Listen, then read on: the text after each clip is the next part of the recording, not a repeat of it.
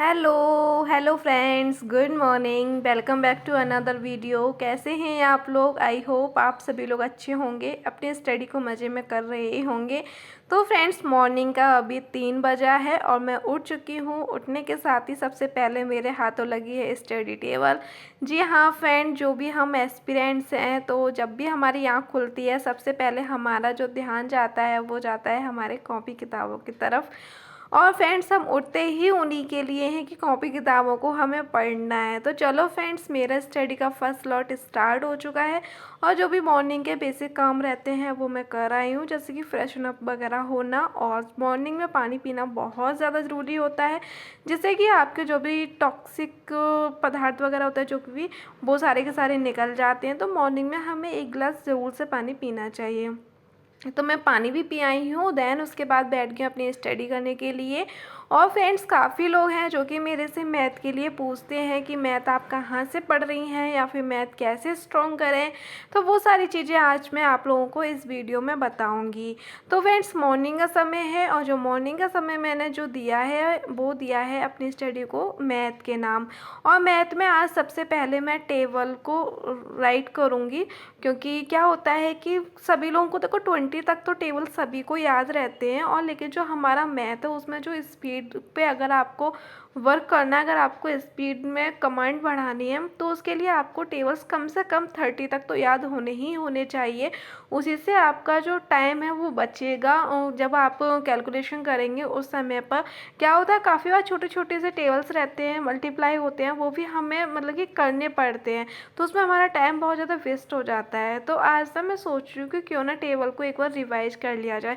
25 तक तो मुझे याद है, लेकिन ये है कि 30 तक मुझे याद करना है। तो सबसे पहले 25 तक मैं खुद से राइट करूँगी।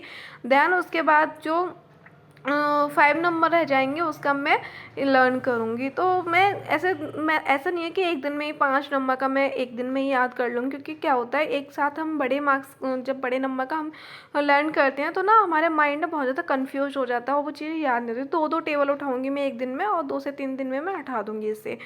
तो इसी तरीके से चल रहा है। देन उसके बाद मैं अच्छे खासी यहाँ पे करूँगी प्रैक्टिस। जो भी यूट्यूब पर प्रैक्टिस सेट लगे रहते हैं मैं वो वहीं से प्रैक्टिस सेट लगा रही हूँ। अभी मैंने कोई भी मैथ के लिए प्रैक्टिस बुक वगैरह कुछ भी नहीं लिया है। पुरानी तो है लेकिन अपडेटेड मेरे पास कोई भी बुक नहीं है अभी। तो इस वजह से यूट्यूब इतना एक अच्छा सोर्स में बन गया है स्टडी के लिए, तो फिर मैं सोचती हूँ क्या ही फालतू में अलग से एक्स्ट्रा पैसा डालना, है ना। तो इस वजह से अभी मैंने कोई भी बुक नहीं ली है। और फ्रेंड्स, आराम से मेरा फर्स्ट स्लॉट जो भी स्टडी का था वो ख़त्म हो गया था। उसके बाद मुझे नीचे लगने लगी थी बहुत ज़्यादा गर्मी और उमस भरी गर्मी होने स्टार्ट हो गई है। आप लोगों को पता ही है कि दिनों दिन अब गर्मी बढ़ती जा रही है। तो मैं ऊपर जा रही थी कूलर की हवा में, तो मैंने देखा कि 2 कबूतर यहाँ पर बैठे हुए थे विंडो पर। तो मैंने सोचा क्यों ना इसकी छोटी सी क्लिप बना ली जाए। जब हमारे घर पे कभी कभी पक्षी आ जाते हैं, चिड़िया हुई, कबूतर हुए, तो बहुत अच्छा लगता है। और गर्मियाँ हो गई हैं फ्रेंड्स, तो मैं तो आप लोगों से यही बोलूँगी कि छत पर या फिर विंडो पर कहीं पर भी जहाँ भी आपके पास जगह मिले वहाँ आप पक्षियों के लिए पानी ज़रूर से रखें। क्योंकि देखो, जब हम लोगों को पानी की इतनी ज़्यादा नीड होती है गर्मियों में, तो पक्षी बेचारे तो कहीं भी जाने का आसरा नहीं है उन लोगों को, तो हम ही लोग उनके थोड़ी सी हेल्प कर सकते हैं। तो पानी देखो सभी को चाहिए होता है, तो पक्षियों को भी चाहिए होता है। आप मिट्टी के किसी भी बर्तन में आप पानी रख सकते हैं। खैर, इतना तो सभी लोगों को पता ही होगा। फिर वहीं मैं कूलर की हवा ले रही थी, थोड़ा बैठी थी, तो वहीं पर ना मम्मी ने एक मुझे सलवार दे दी थी, उसकी मोहरी थोड़ी सी वो थी, उसे सही करना था। तो मैंने सोचा यहीं बैठे फालतू ही तो बैठी हूँ, चलो ये काम भी साथ तो कर देती हूँ, है ना। फिर वो काम किया, आधा घंटा मैं बैठी। फिर देन उसके बाद मैं नीचे आ जाऊँगी। और नीचे आज गर्मा गर्म जलेबी आई थी सुबह मॉर्निंग में। और आप लोगों को पता है कि ब्रेकफास्ट में जब गर्मा गर्म जलेबी आ जाए दही के साथ या दूध के साथ खाओ, मज़ा आ जाता है। और ठंडी जलेबियाँ तो बिल्कुल भी पसंद नहीं है, गर्म गर्म अच्छी लगती हैं। और किस किस को जलेबियाँ पसंद है कमेंट करके ज़रूर से बताना। और फ्रेंड्स, आज मैं आप लोगों को बताऊंगी कि फ्रेंड्स काफ़ी लोग हैं जो कि ना कमेंट करते हैं कि सुपर टेट की वैकेंसी नहीं आएगी, आप फालतू का टाइम वेस्ट कर रही हो, है ना, कि 5 साल हो गए वैकेंसी नहीं आ रही है, कि वैकेंसी कब आएगी, मतलब नेगेटिव कमेंट बहुत करते हैं। तो मैं आप लोगों को बता दूँ, देखो 5 साल हो गए कमेंट वो नहीं आई वैकेंसी, तब उस चीज़ का मैं पीछे का सोच सोच के मैं अफसोस करती रहूँ बैठ करके, हाय वैकेंसी नहीं आई, हाय वैकेंसी नहीं आई, अब क्या होगा, वैकेंसी नहीं आई। तो उससे क्या होगा, ना तो मुझे वैकेंसी मिलेगी और जो टाइम है वो भी मैं अफसोस में बना दूँगी, अफसोस में गंवा दूँगी उस टाइम को। फिर क्या होगा, सडनली एकदम से अगर वैकेंसी आ गई तो मेरे पास इतना टाइम भी नहीं होगा कि मैं एकदम से पढ़ लूँ। भाई मैं कोई ज्ञान की दाता नहीं हूँ कि मैं इतना नहीं हो सकता कि मेरे पे 1 महीने में सारी चीज़ें मैं एकदम से लर्न कर लूँ और मैं अच्छा हाई स्कोर कर पाऊँ, क्योंकि आप लोग को पता है कंपटीशन कितना हाई हो गया है। तो पीछे का सोच करके अफ़सोस करने से अच्छा है कि आगे अपनी मंजिल की तरफ सोचें और वहाँ अपना टाइम को अपना लगाएं। वेस्ट तो नहीं बोलूँगी, अपना टाइम वहाँ अपना लगाएं। तो फ्रेंड्स, सुपर टेट की वैकेंसी ही तो नहीं आ रही है, लेकिन अदर स्टाफ में या अदर जगह तो वैकेंसी आ रही है, तो उसके हम प्रिपरेशन कर सकते हैं। जैसे कि एसएससी सेक्टर हुआ, बैंकिंग सेक्टर हुआ, अभी आरओ की वैकेंसी निकल के गई है, अभी लेखपाल की वैकेंसी आने वाली है, तो आप उसके लिए आप प्रिपरेशन कर सकते हैं। तो मैं तो यही कहूँगी कि अच्छा है कि आप पीछे का सोचने की बजाय आप नया अपनी मंजिल की तरफ सोचें और वहाँ अपना टाइम लगाएं, वहाँ उसके लिए आप अपनी स्टडी को करें।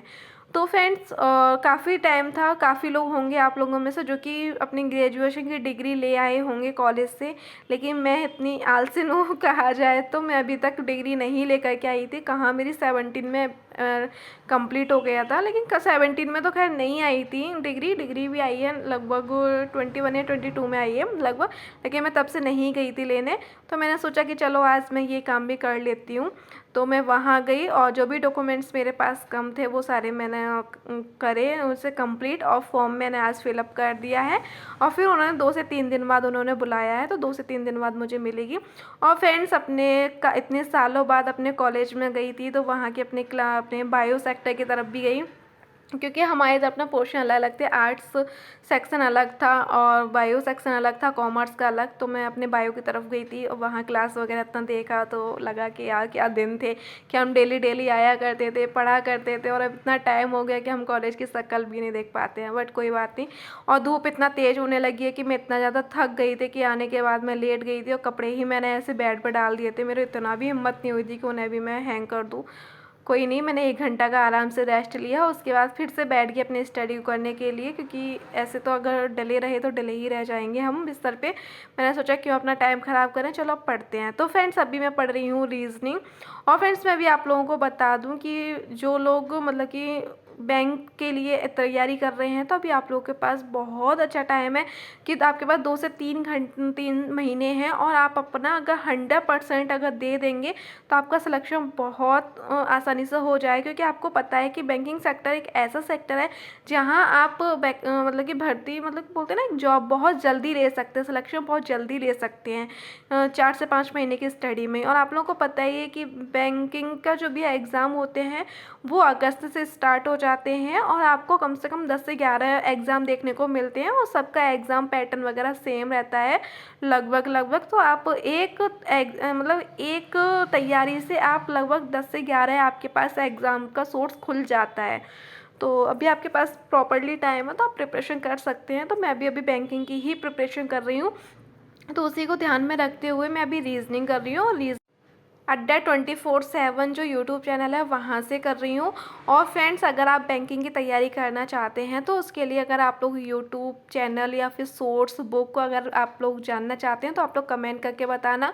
मैं सारी की सारी चीज़ें आप लोगों को बता दूंगी एक वीडियो में, जिससे कि आपको बहुत ज़्यादा हेल्प हो जाए। क्योंकि आपके पास अभी 2 से 3 महीने हैं जो कि आप टाइम ज़्यादा वेस्ट नहीं करेंगे इन सारी चीज़ों में। क्योंकि स्टार्टिंग में क्या होता है, 10 से 12 दिन हमारे इन्हीं सारी चीज़ों में निकल जाते। कभी नए सेक्टर में घुसते हैं तो कि कौन सा यूट्यूब चैनल बेस्ट है, किसके नोट्स बनाने चाहिए, किससे हमें पढ़ना चाहिए, तो वो सारी चीज़ें मैं आपको प्रोवाइड करा दूँगी, साथ ही साथ में सिलेबस भी। और फ्रेंड्स, अभी यह है शाम का टाइम, बिल्कुल अभी बज रहे हैं लगभग 6, और 6 बजे से बैठ गए अपनी स्टडी को कंटिन्यू करने के लिए। लगभग 2 से 3 घंटे का मेरा स्लॉट होगा। और अभी मेरा मैथ की प्रिपरेशन कर रही हूँ, मैथ की यानी कि प्रैक्टिस कर रही हूँ। प्रैक्टिस सेट अभी यूट्यूब पर बहुत अच्छे से चल रहे हैं, क्योंकि अभी आप लोग को पता होगा कि आरआरबी क्लर्क और आरआरबी पीओ का एग्ज़ाम बिल्कुल लगा हुआ है अगस्त में। और और इसी के साथ आईबीपीएस का जो एग्ज़ाम है वो भी अगस्त में आपको क्लर्क का देखने को मिलेगा, और उसके बाद सितंबर नवंबर ये सारे जो भी मंथ हैं इसमें सारे के सारे आपको बैंकिंग से रिलेटेड ही एग्ज़ाम देखने को मिलेंगे।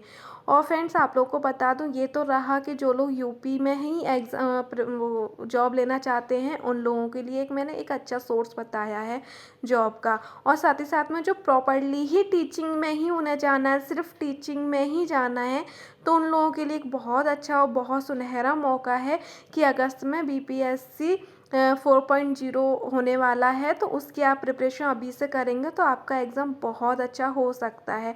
और साथ ही साथ में टीआरई 3.0 का जो आप लोगों ने फॉर्म फिलअप किया होगा उसका एग्ज़ाम तो जून में आप सब लोगों को पता ही होगा, तो वो लोग अपनी जून के लिए प्रिपरेशन कर सकते हैं। और जिन लोगों ने जून के लिए अप्लाई नहीं किया था वो लोग, यानी कि 3.0 में जो अप्लाई नहीं किए थे वो 4.0 में अप्लाई कर सकते हैं। और साथ ही साथ में अभी से आप प्रिपरेशन करेंगे तभी आपका एग्ज़ाम बहुत अच्छा हो सकता है।